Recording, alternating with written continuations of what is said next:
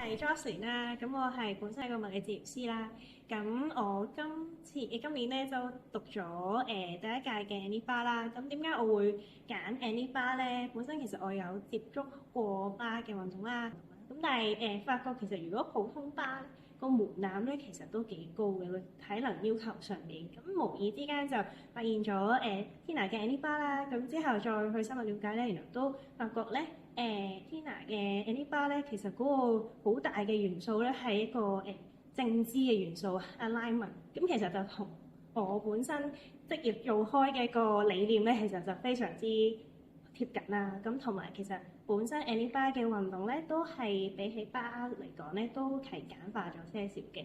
咁變相個門檻低啲咧，其實受眾咧就會比較上廣啲啦。咁都貼合翻我自己本身去做物理治療師嘅職業嘅時候嘅一個概念啦，就係希望我自己可以處理到啲痛症之餘咧，其實係可以令到啲case 啦、病人啦，可以係處理好痛症之後，可以有一個工具可以俾佢哋咧去keep 住佢哋自己身體，唔好等個身體又再好快又再痛翻，又有啲問題出現咁樣樣。